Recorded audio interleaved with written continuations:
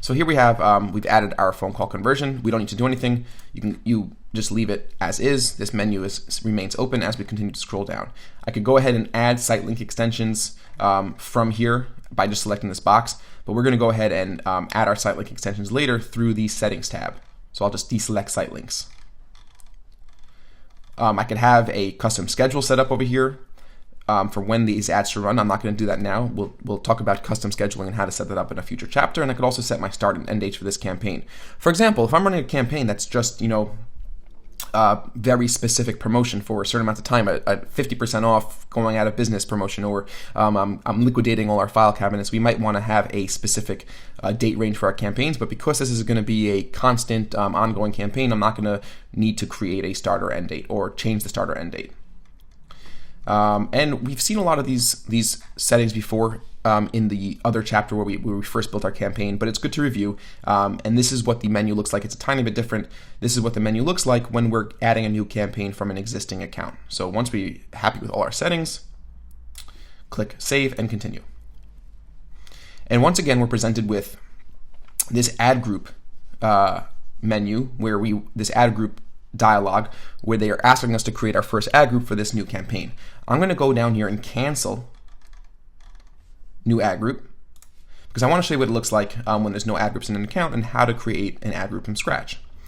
So now we have two campaigns in our account. We have USA Furniture Desk Chairs, and if we click on that campaign name, we'll see all our ad groups. And once again, if we click into an ad group, let's say I want to go see which keywords and ads are in my colorful ad group, I could just click on colorful, and I will see my keywords, and I'm going to see my ads. Okay, and I can go to my ads tab, keywords, and settings for this campaign. Now I want to go down here and scroll down to my new file cabinets campaign. And if we go over to ad groups, we'll see there's nothing here. You don't have any enabled ad groups, Google tells us. Click plus ad group above to create one, which is exactly what we're going to do now. So let's click this plus ad group. This is the button. It looks very similar to the plus campaign. This button is going to help us. This button is going to be where we create a new ad group. And as you could tell, it brings us right back to this similar dialog box. And we're going to do a very similar sort of thing that we did in the first campaign. I'm not going to go through every bit of it in detail just because you know how to add a campaign already, but let's just go ahead and create our first ad group. So file cabinets, 3-drawer, that'll be our first ad group to create. Okay, 3-drawer file cabinets. This is the page we want, so I'm just going to copy this for later because this is going to be where this is going to be the destination URL of our ad. We'll name the campaign 3-drawer. Now, we don't need necessarily to name this ad group file cabinets because this is going to be inside our file cabinets campaign. That's the benefit of having such a good structure like this. Whenever I go into my campaign, I'm going to know that these are file cabinet campaigns. So that's definitely a good, another good benefit of having a good structure. We're going to keep text ad selected. And now we're going to continue. Now we're going to go ahead and write an ad. And remember all the basic principles that we spoke about last time of writing good ads. We want to be appealing. We want to talk about the features, and we want to qualify. We want to qualify our traffic with certain elements. Now, if we go back to pop-in, these are not cheap file cabinets. I mean, they're not that expensive, but they're definitely mid to higher range. So they're in the $200 to $300 range. So we want to try to probably qualify that. At some point, or we might even want to run a split test, an A/B split test around that. But let's talk about some of the features that Pop-in conveys to their customers, which is unique, high quality, and personable and customizable. So let's talk about simply in the headline, I want to convey exactly what the product is. So let's say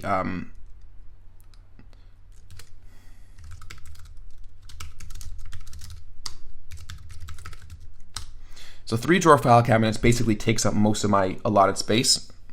So I'm going to leave it like that because that's very clear what we're selling, what this page is going to be about. And what's nice about it is, I know all my keywords in this ad group are going to be focused on 3-drawer. So anybody looking for 3-drawer will immediately see an ad that talks to them and talks to their specific needs.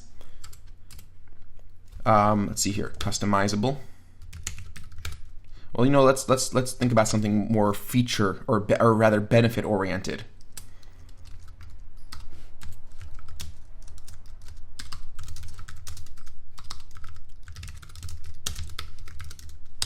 So work and stay organized in style. I like that. That's really what Poppins likes to convey.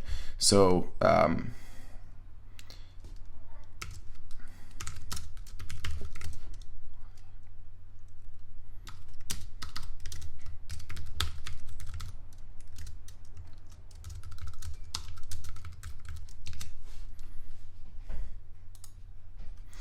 wanted to include this promotion that they had running free trays. And I wasn't able to get that in there with the different product features that I wanted to. So let's try to do something else. Free trays with purchase. And let's try to do a call to action, shop now. I'm 1 over, so sometimes I could just knock this space out and create that, and now I'm perfect. I have 1 left. Free trays, 3. Could I get 3 in there? 3 free trays with purchase. Nah, I can't get that in there. I could take away the exclamation point, but I think the exclamation point in this case is very powerful.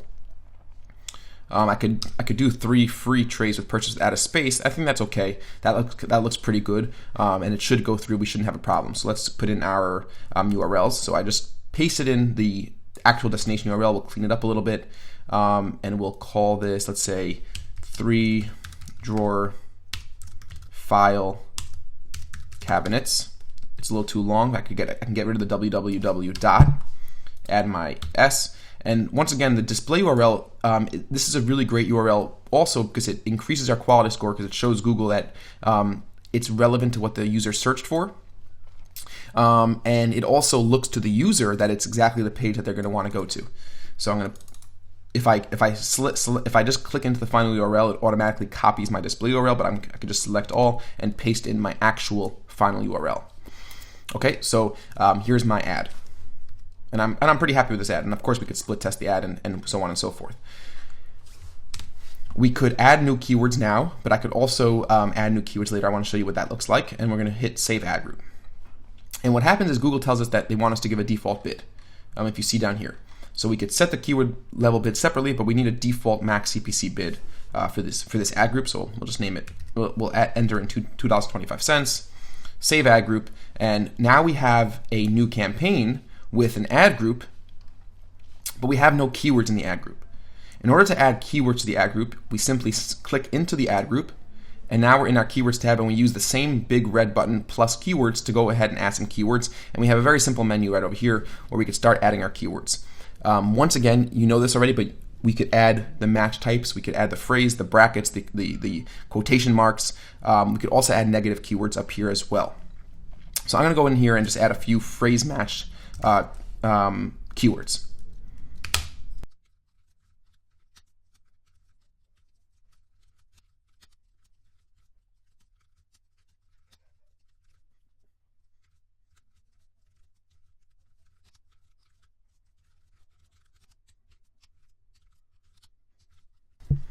So now I've created just a bunch of list of, this was just off the top of my head. I didn't do any research, but we, of course, if we were building this for real, we would want to do more research like we saw in the keyword research stage.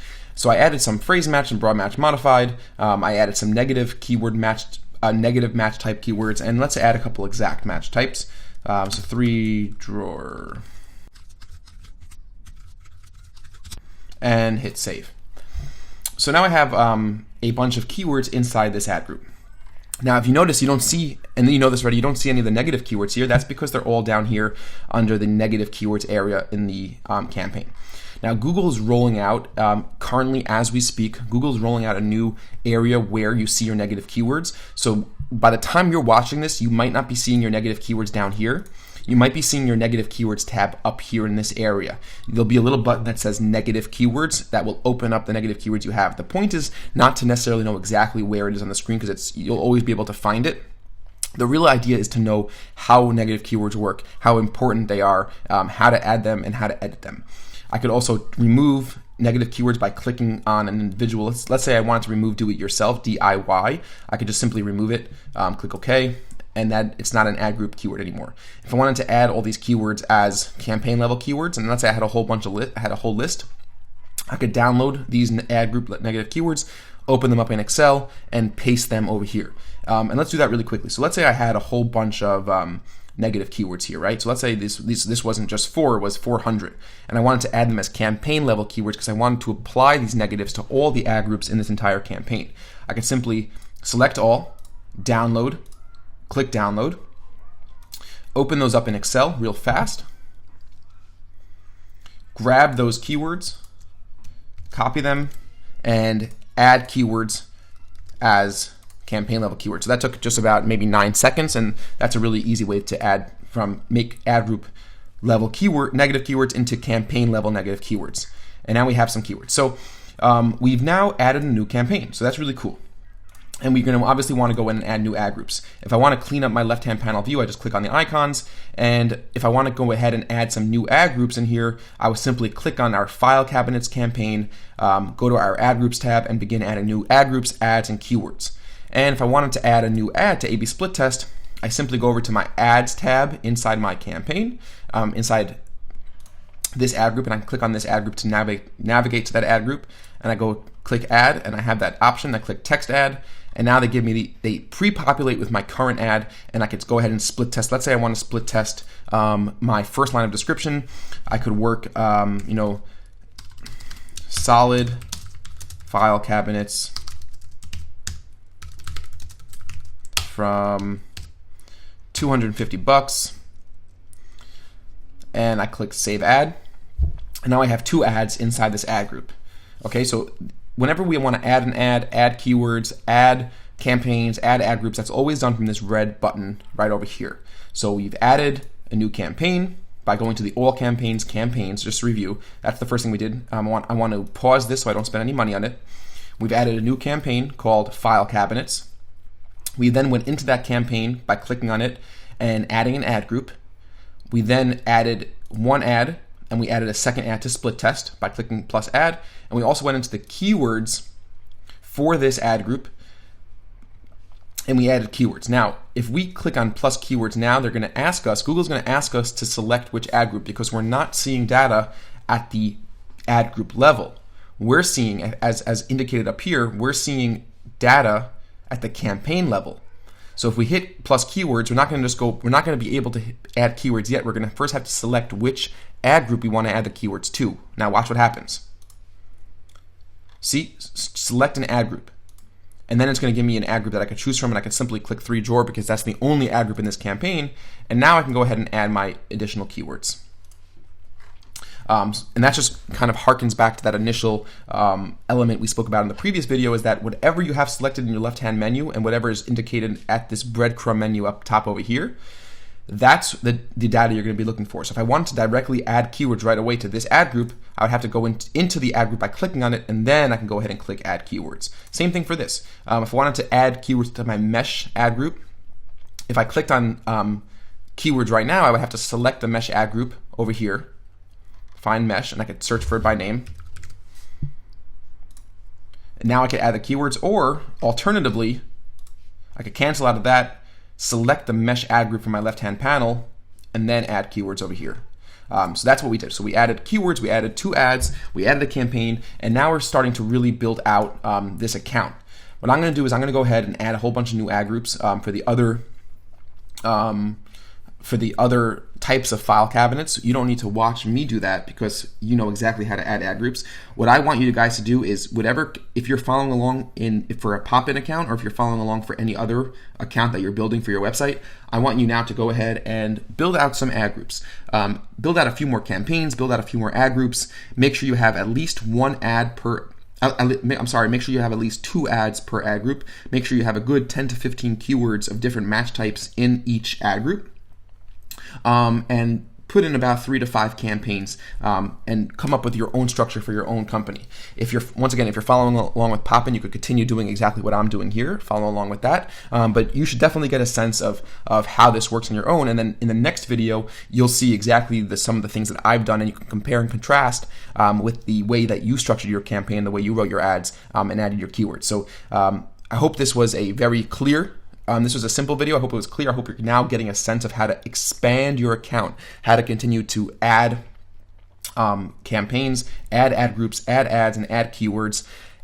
Obviously, you know how to pause and enable campaigns, ad groups, ads, and keywords. In the next video, we're going to talk about editing campaign settings. That's a very important thing to know how to do. Campaign settings control a tremendous amount of parameters, and they really could drastically affect how your campaigns succeed and how much money your account spends, of course. So we're going to go ahead and start talking about editing all the different campaign settings so you could go and do that on your own throughout the course of your advertising process for your company, to make sure that you're always running the most effective, profitable, and efficient campaigns. So thank you guys so much. We will see you very soon, right in the next video.